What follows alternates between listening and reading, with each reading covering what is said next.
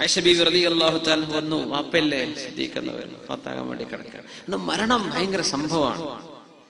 മുഅ്മിനായ മനുഷ്യനെ സംബന്ധിച്ചിടത്തോളം അൽ മൗതു റാഹത്തുൽ മുഅ്മിൻ, മുഅ്മിനായ മനുഷ്യന് റാഹത്താണ് മരണം. ഈ ദുനിയാവിലെ ടെൻഷനും ഒച്ചപ്പാടും ബഹളം, രോഗങ്ങളും പ്രയാസങ്ങളും കടങ്ങളും കുട്ടികളും മക്കളും ജോലിയും ടെൻഷനും നാടും വിദേശവും പ്രവാസവും ഇതൊന്നും ഇല്ലല്ലോ. ഖബറിൽ പോയ ഏത് പ്രവാസി?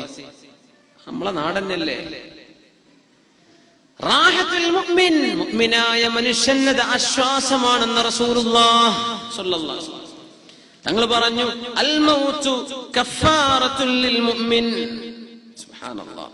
അൽ മൗതു കഫാറത്തുൽ ലികുല്ലി മുസ്ലിമിൻ. ആനായ അബൂ നുഐം തങ്ങൾ ഹില്യയിൽ രേഖപ്പെടുത്തിയ സ്വഹീഹായ ഹദീസ്, മരണം മുസ്ലിമായ മനുഷ്യന് പ്രായശ്ചിത്തമാണ്. കഴിഞ്ഞുപോയ തെറ്റുകളൊക്കെ പൊറുക്കപ്പെടാനുള്ള അവസരമാണ്, കഫാറത്താണ്. മരിക്കുന്ന നേരത്തെ ആ പ്രയാസങ്ങളെ കൊണ്ട് അള്ളാഹു ഒരുപാട് തെറ്റുകളൊക്കെ പുറത്തു കൊടുക്കുന്ന സുബ്ഹാനല്ലാഹ്. കഫാറത്തുൻ, മുഅ്മിനായ മനുഷ്യനത് പ്രായശ്ചിത്തമാണ്, ചെയ്തു പോയ തെറ്റുകൾക്കൊക്കെ പ്രായശ്ചിത്തമാണ്. സിദ്ദീഖ് റളിയല്ലാഹു തആല അൻഹു വഫാത്താകാൻ കിടക്കുമ്പോ ആയിഷ ബീവി റളിയല്ലാഹു അൻഹ വന്നിട്ട് രണ്ടുപേരി കവിത ചൊല്ലി, അർത്ഥവത്തായ രണ്ട് വാക്ക്. لعمرك ما يغني الثراء عن الفتى لعمرك ما يغني الثراء عن الفتى إذا حشرجت يوما وضاق بها الصدر. മരിച്ചു പോകുന്ന വാപ്പാ, നിങ്ങളുടെ വിയോഗത്തിൽ സങ്കടപ്പെട്ട് എത്ര തന്നെ അനുശോചിച്ചാലും അത് നിങ്ങളുടെ വിയോഗത്തിന് പകരമാകില്ലല്ലോ. അർത്ഥമതാണ്. ഫാത്താകാൻ പോകുന്ന നേരത്ത് ബോധത്തോടുകൂടെ മരിക്കുക എന്ന് പറഞ്ഞാൽ മറ്റൊരു അനുഗ്രഹമാണ്. ബോധം ഉണ്ടായിട്ട് മരിക്കുക. സിദ്ദീഖ് റളിയല്ലാഹു അൻഹു മറുപടി കൊടുക്കുകയാണ്. അപ്പൊ മുഖത്ത് ഇങ്ങനെ വസ്ത്രം ഇട്ടിട്ടുണ്ട്. ഏകദേശം മരണത്തിന്റെ സമയമായി തുടങ്ങിയപ്പോ സിദ്ദീഖ് റളിയല്ലാഹു അൻഹു അങ്ങനെ കിടക്കണത്. വസ്ത്രം കെട്ട് നീക്കി. എന്താണ് രംഗം ആലോചിച്ച് നോക്കി. മരിക്കണ നേരാണത്. സിദ്ദീഖ് ഞങ്ങൾ വസ്ത്രം നീക്കിയിട്ട് പറഞ്ഞു, ഇങ്ങനെയല്ലല്ലോ ആയിഷ ബീവി പറയേണ്ടത്, ഇങ്ങനെയല്ലല്ലോ മോളെ പറയേണ്ടത്. وجاءت سكرة الموت ذلك ما كنت منه تحيد. നല്ലേ മോളെ നിങ്ങൾ പറയേണ്ടത്. وجاءت سكرة الموت, മരണത്തിന്റെ പ്രയാസം വന്നെത്തിയിരിക്കുന്നു. ذلك ما كنت منه تحيد, മരിക്കാതിരിക്കാൻ നീ ഒരുപാട് ഓടി രക്ഷപ്പെട്ടിരുന്ന ആളായിരുന്നല്ലോ. ആ മനുഷ്യ, നിന്റെ മരണം നിന്നെ വന്നെത്തിയിരിക്കുകയാണ്. ഇതല്ലേ ആയിഷ ബീവി പറയേണ്ടത്. ആര്? സിദ്ദീഖ് റളിയല്ലാഹു അൻഹു. എന്നിട്ട് പറഞ്ഞു, എന്റെ വസ്ത്രം, രണ്ട് വസ്ത്രം കാണിച്ചു കൊടുത്തു. ഈ രണ്ട് വസ്ത്രവും നിങ്ങൾ വാഷ് ചെയ്തിട്ട് എന്ത് ചെയ്യാ, നന്നാക്കി വൃത്തിയാക്കി വെക്കി. ഇതിൽ എന്നെ കഫൻ ചെയ്താൽ മതി. രണ്ട് കമീസ് കാണിച്ചു കൊടുത്തിട്ട് ഇത് നിങ്ങൾ വാഷ് ചെയ്തിട്ട് വൃത്തിയാക്കി, നദ്ദിഫൂഹുമാ, ഇത് ശരിക്കും ക്ലീൻ ആക്കുക. എന്നിട്ട് എന്നെ ഇതിൽ മറവ് ചെയ്താൽ മതി. പുതിയ വസ്ത്രമൊക്കെ എടുക്കാൻ നല്ലത്. ജീവിച്ചിരിക്കണം മനുഷ്യന്മാരല്ലേ, എനിക്ക് പുതിയതൊന്നും വേണ്ട, ഈ പഴയത് മതി എന്ന് സിദ്ദീഖ് റളിയല്ലാഹു അൻഹു. എന്നിട്ട് പറഞ്ഞു,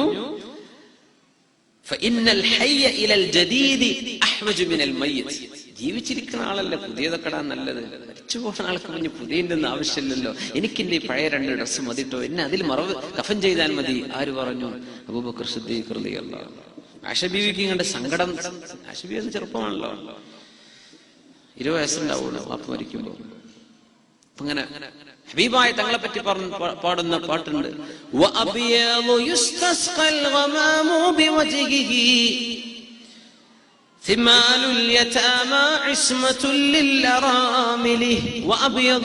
ശരീരത്തിന് ചമപ്പ് കറന്ന വെളുത്ത നിറമുള്ള സുന്ദരമായ ശരീരമുള്ളവരെ. സിദ്ദീഖ് റളിയല്ലാഹു അൻഹു അങ്ങനെയായിരുന്നു.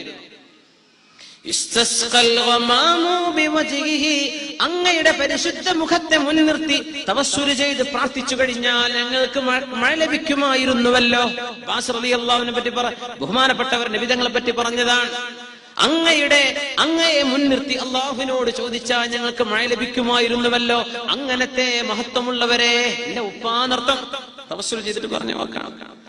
റബ്ബിയുൽ യതാമ സിമാലുൽ യതാമ ഇസ്മത്തുൽ ലിൽറാമിലി. വിധവകളെ നോക്കിയിരുന്നവരെ, യതീമുകളെ സംരക്ഷിച്ചിരുന്നവരെ. അപ്പാനെ പറ്റി ഇങ്ങനെ നല്ലത് പറഞ്ഞുകൊണ്ടിരിക്കുകയാണ്. സിദ്ദീഖ് റളിയല്ലാഹു അൻഹു പറഞ്ഞു, ദാക റസൂലുള്ളാഹ്, നിങ്ങൾ ആ പാടിയ പാട്ടിന് അർഹതപ്പെട്ടത് എന്റെ റസൂലല്ലേ സ്വല്ലല്ലാഹു അലൈഹി വസല്ലം. എന്നെ പറ്റി അങ്ങനെ പറയാനുണ്ടോ മോളെ? ഇതൊക്കെ അല്ലാഹുവിന്റെ റസൂലിനെ പറ്റി പറയുന്ന വാക്കല്ലേ. ആര് പറഞ്ഞു? ഹബീബിന്റെ സ്വഹാബി സിദ്ദീഖ്. ആ നിമിഷം ഇനിത്തെ സെക്കൻഡുകൾ കൊണ്ട് വഫാത്താകാൻ പോവാണ്. അപ്പോഴാണ് ഈ വർത്താനൊക്കെ. ഇതിലാണ് അത്ഭുതം, ഇവിടെയാണ് അത്ഭുതം. മരണത്തെ കണ്ടങ്ങട് സ്വീകരിച്ച് ഏറ്റെടുത്തു പോകാൻ. ഹബീബുൻ ജാഅ അലാ ഫാഖ ലാ അഫ്ലഹ മൻ നദിം.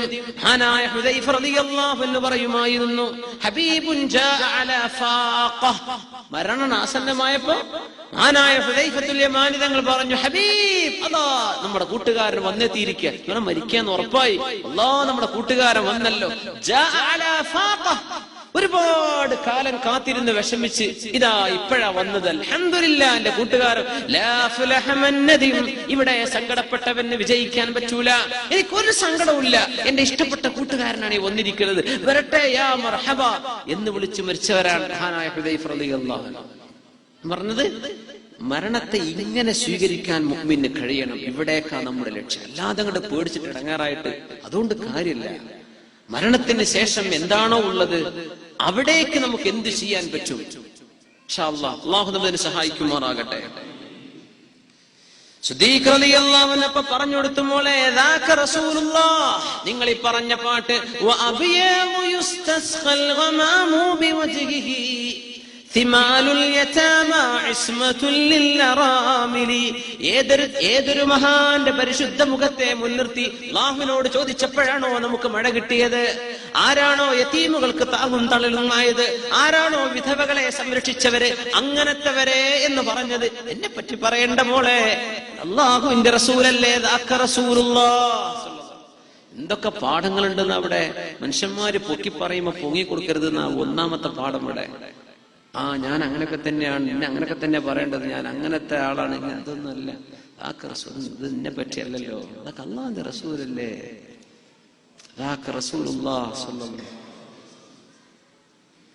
അപ്പൊ അവര് ചോദിച്ചു, സ്വഹാബത്തുക്കൾ ഓടി വന്നു വഫാത്താകാനായിട്ടുണ്ടെന്ന് കേട്ടപ്പോ, അലാ നജ്ഉലക തബീബൻ യൻദുറു ഇലൈക്, നിങ്ങളെ പരിശോധിക്കാൻ ഒരു ഡോക്ടറെ പറഞ്ഞയക്കട്ടെ സിദ്ദീഖ് എന്നവരെ, ഒരു ഡോക്ടറെ വിളിക്കട്ടെ എന്ന് ചോദിച്ചു. പറഞ്ഞു, ഡോക്ടർ എന്നെ നോക്കിയിട്ടുണ്ടല്ലോ എന്ന് പറഞ്ഞു.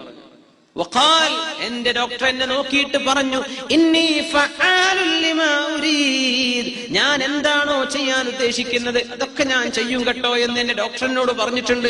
ഡോക്ടർ ഒന്നും വിളിക്കണ്ട. ആരാണ് ആ ഡോക്ടർ? അല്ലാഹു ജല്ല ജലാലുഹു. 63-ാമത്തെ വയസ്സാണ്, 99-ാമത്തെ വയസ്സിലല്ല ഇത്.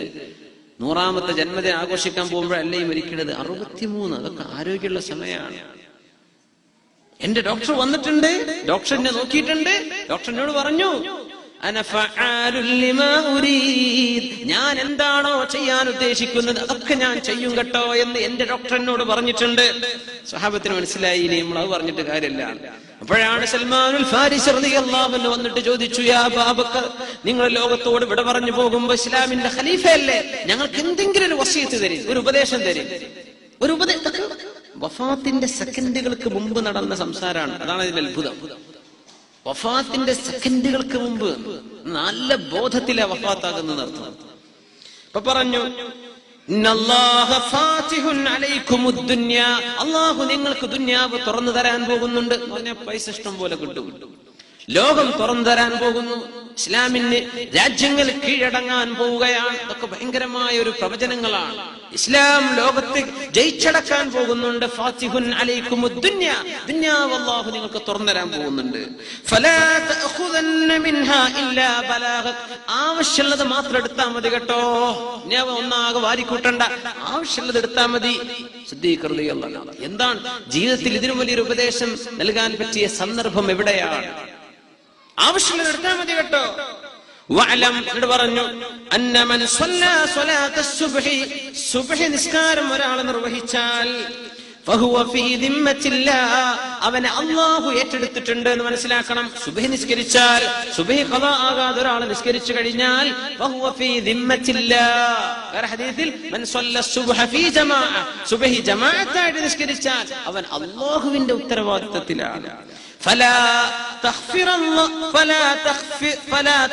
الله في ذمته فيكبك في النار على وجهك. അതുകൊണ്ട് സുബ്ഹി നിസ്കരിച്ച് നടക്കണ മനുഷ്യന്മാരെ പറ്റി ഗീബത്തും നമീമത്തും പറയാൻ നിൽക്കണ്ട, അവരെ ഇടങ്ങാറാക്കാൻ പോകണ്ട. അള്ളാഹു നിന്നെ മുഖം കുത്തി വലിച്ച് നരകത്തിലേക്ക് എറിയും. ഇത് പറഞ്ഞിട്ടാണ് സിദ്ദീഖ് റളിയല്ലാഹു അൻഹു കലിമ ചൊല്ലി റാഹത്താണ് മരിച്ചത്. അവസാനം പറഞ്ഞ വാക്കുകൾ ഇതാണ്, സുബ്ഹി നിസ്കരിച്ചോളി. സുബ്ഹി റെഡിയായി കഴിഞ്ഞാൽ ബാക്കിയൊക്കെ